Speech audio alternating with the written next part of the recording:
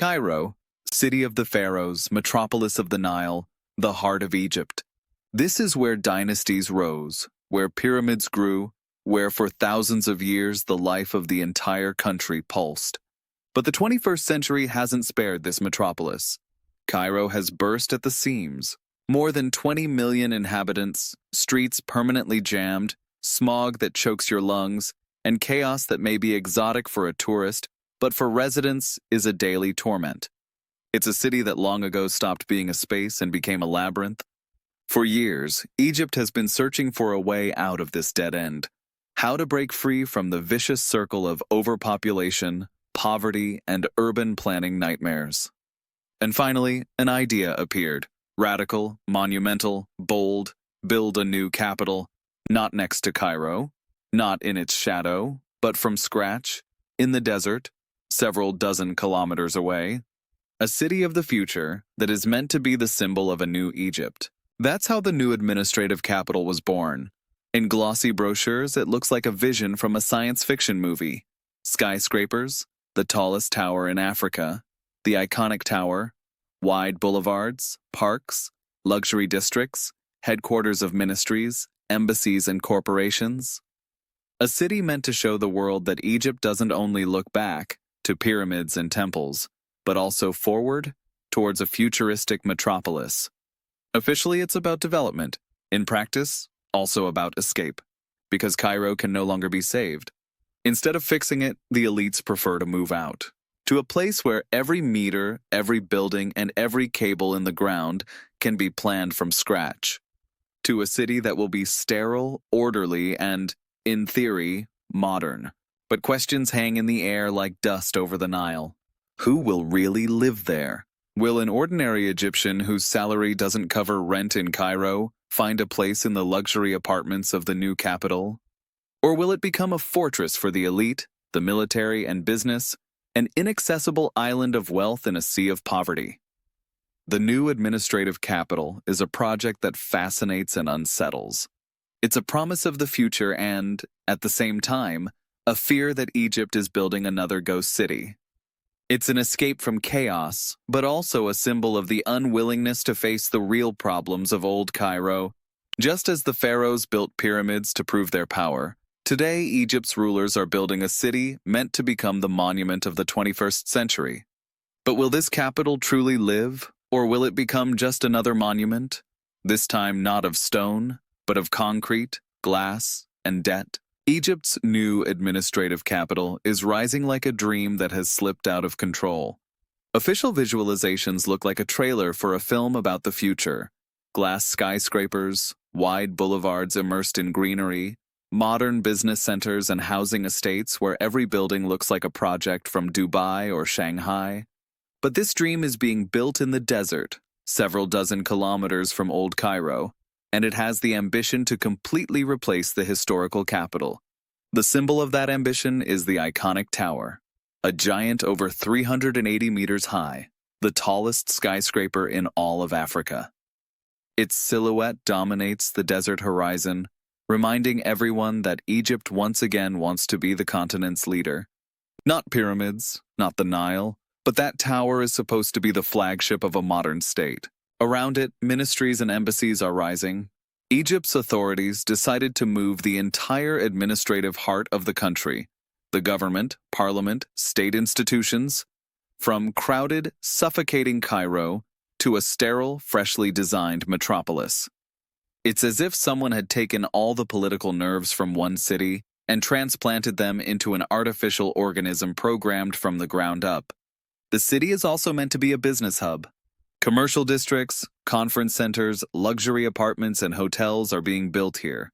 All of this is supposed to attract investors and tourists, who until now saw mainly pyramids and Red Sea resorts when they thought of Egypt. Now they are supposed to see a futuristic metropolis that, according to the government's plans, will compete with Dubai and Riyadh. NAC will also host the largest mosque and the largest cathedral in the Middle East. This is not only a symbol of religious balance, but also a show of strength. Egypt wants to be a country that offers space both to Islam and Christianity. In practice, these are monumental buildings that look more like propaganda models than places of everyday religious life. There is no shortage of futuristic elements, systems of smart cameras and sensors, digital traffic control, the promise that the entire city will be managed through IT platforms. It's a vision of a smart city in the desert, a city meant to be immune to the chaos that devours old Cairo every day. But in the background remains the question, is this 21st century pharaonic dream reality or just a facade? Buildings are going up fast, but is real life emerging with them? Will Egypt's citizens truly have access to this modernity, or will it remain the domain of the elite, politicians, generals, and wealthy businessmen? The new capital looks impressive in renders and satellite photos. But for an ordinary Egyptian who struggles every day for bread in crowded Cairo, it is as distant as the pharaoh's dreams of immortality. Perhaps that's the point, to create a monument of power that will last for decades, even if surrounded by the silence of empty apartments. Because the pharaohs always built to leave something behind. The new administrative capital is an attempt to transfer that obsession into the 21st century, this time not with stone and gold, but with glass, concrete, and loans. Officially, Egypt's new administrative capital is a national project, a symbol of President Abdel Fattah el-Sisi's ambitions and of the entire Egyptian state. But if we look at who is really laying the foundations, we see something else. Chinese logos on construction sites. The biggest player is China State Construction Engineering Corporation, CSCEC, the same giant that builds skyscrapers in Dubai, metro lines in Riyadh, and ports in Africa.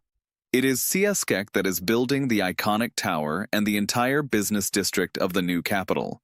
Hundreds of Chinese engineers, thousands of workers, containers of materials arriving from Asia. The desert is filling up with Chinese concrete and Chinese machinery. On the one hand, Egypt shows the world its own power. On the other, it openly relies on foreign know-how and capital. Because despite official declarations, NAC is not just an Egyptian work, it is the product of an alliance with Beijing, which treats this investment as a piece of the Belt and Road Initiative. China is not just erecting buildings, it is lending money, providing technology, and creating a web of dependencies that will allow it to influence Cairo's decisions in the future. It is Chinese banks and funds that largely finance this megaproject, whose cost is counted in tens of billions of dollars. Egypt, mired in a debt crisis, could never shoulder such a burden alone. But thanks to Chinese loans and investments, the authorities can talk about a 21st century pharaonic vision. The price? Dependence on Beijing, invisible on billboards but growing with every contract signed. Chinese concrete meets Egyptian sand here, literally and symbolically. Skyscrapers are rising in the desert, but every meter of concrete is a reminder that Egypt is not building alone. It is building with the hands of those who have experience creating cities from nothing, experience gained in the People's Republic. Some Egyptian commentators say openly, the new capital is not just a national project, it is also a showcase of China's presence in Africa. When Beijing wants to show the world that its companies can build cities from scratch, NAC is the perfect example. A picture for glossy brochures proving that China can deliver what others wouldn't even dare to sketch. And for Egypt, on the one hand, it's an opportunity. Without China, the project would not exist. On the other, the risk that at some point the new capital will be as Chinese as it is Egyptian, that it will become yet another place where Chinese firms control not only the construction, but also the later maintenance of infrastructure. Cairo has always been a crossroads of cultures, Greek, Arab, Ottoman, colonial. Today, its new incarnation in the desert bears a distinctly Chinese stamp. The question is whether future generations of Egyptians will speak of NAC as a symbol of national pride, or as a city where Chinese concrete forever covered Egyptian sand. Who is this city for? The official narrative is simple. The new administrative capital is meant for all Egyptians. It is supposed to take the pressure off Cairo, give residents better conditions, and create a space where life is orderly, modern, and comfortable. But once you look at property prices and the cost of living in NAC, a brutal truth emerges. This city is not for ordinary people. The average salary in Egypt is the equivalent of a few $100s a month. Meanwhile, apartment prices in the new capital are counted in tens and often hundreds of thousands of dollars.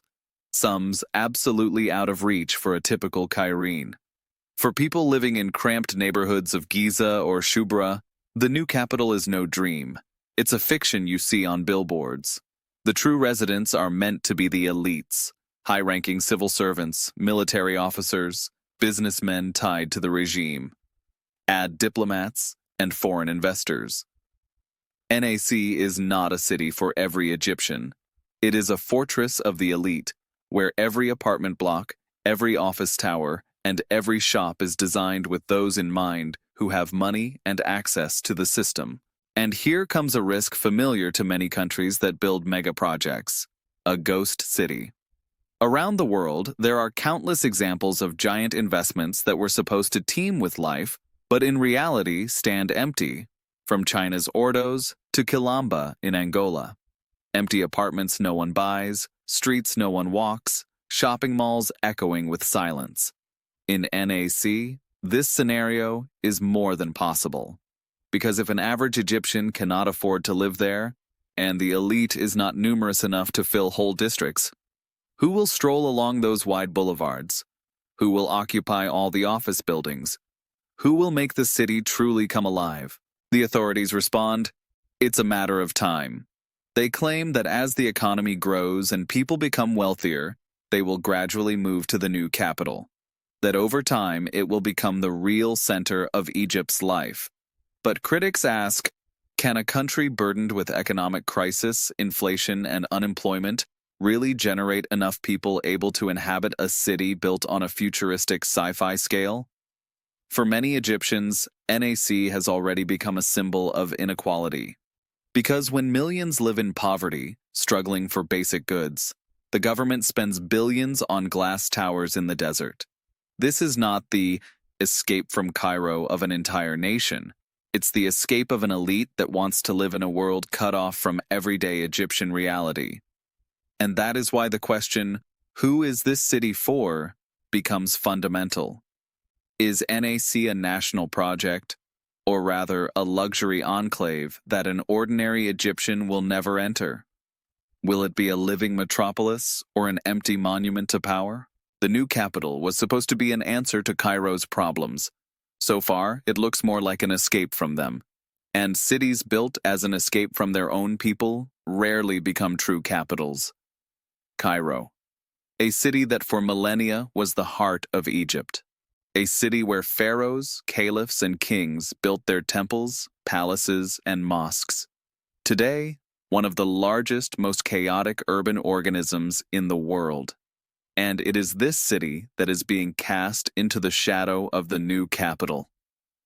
When Egypt's authorities move ministries, parliament, and embassies to gleaming buildings in the desert, old Cairo is left with everything that has been its curse for decades. Millions living in overcrowded districts, traffic jams paralyzing streets from dawn to dusk, smog so thick the air feels heavier than the fog over the Thames, housing shortages and expanding slums that encircle the city like the walls of a new Babylon. The new administrative capital doesn't solve any of these problems. It doesn't reduce the number of cars in Cairo. It doesn't improve the situation of people living in informal settlements. It doesn't magically wipe out smog or poverty. It is not a remedy. It is an escape. The elites move to sterile office towers, and ordinary people remain in a city that battles itself every single day. Old Cairo is also a city whose social fabric cannot be replicated. It's the bustling Khan El Khalili Bazaar, cafes smelling of coffee and shisha, the roar of streets full of vendors, drivers, children, and music. A city which, despite the chaos, is more alive than almost any other. But as the administration and part of the elite move out, there is a risk that Cairo will be pushed into the role of the past, just a backdrop to grand investments meant to build the image of a modern Egypt.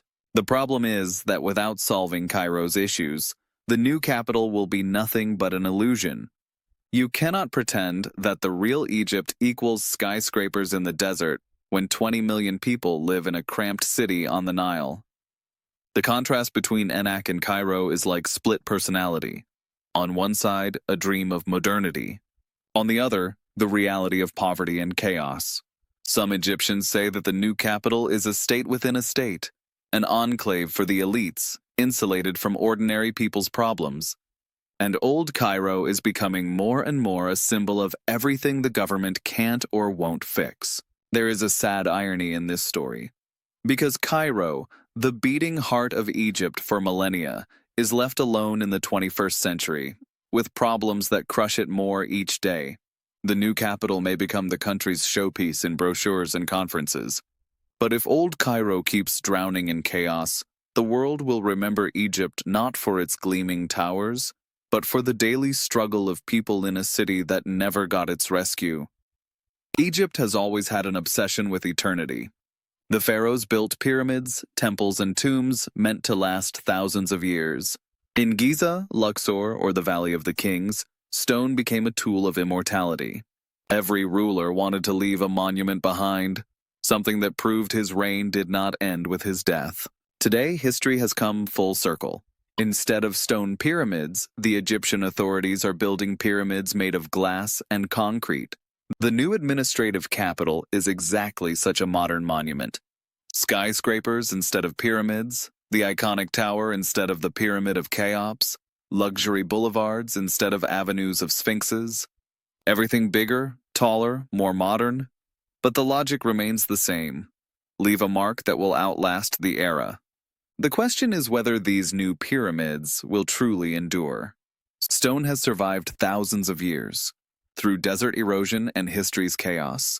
But concrete and glass, in a world of economic crises and debt, they may prove fragile.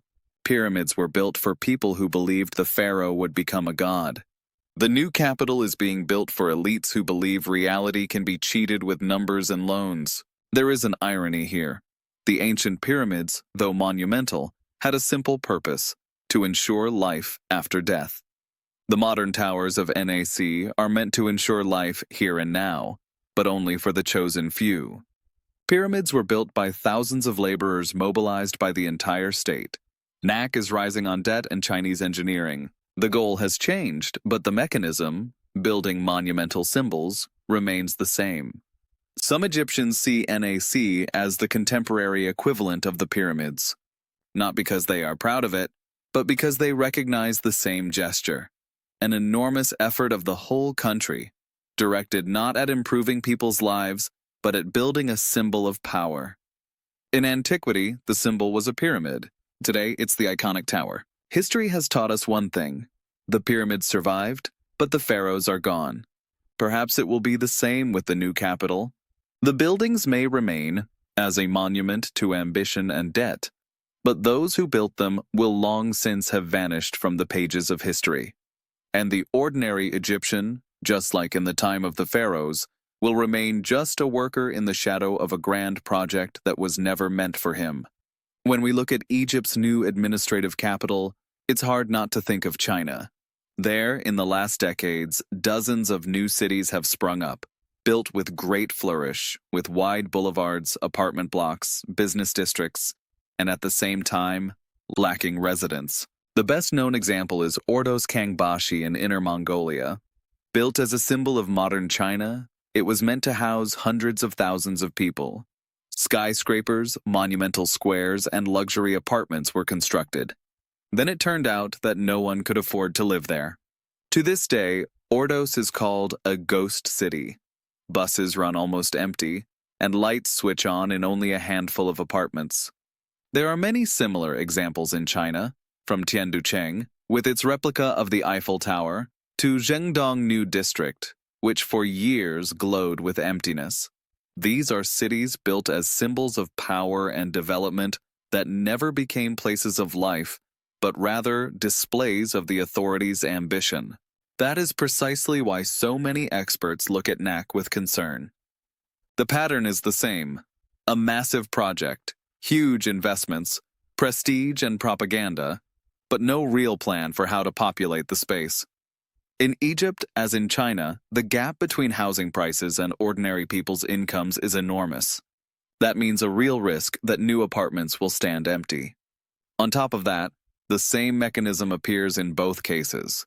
Construction driven by the state, by credit, and by big construction firms, often Chinese ones.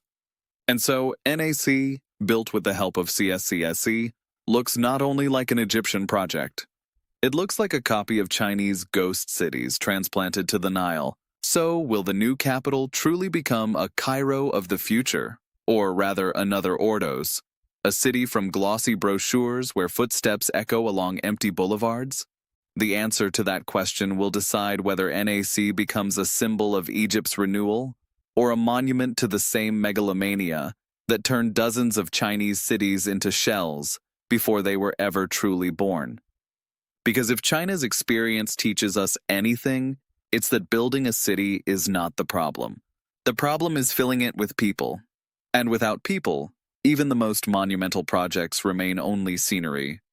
Egypt's new administrative capital was meant to be a project of hope, a place to relieve Cairo, open doors to modernity, and become the country's flagship in the 21st century.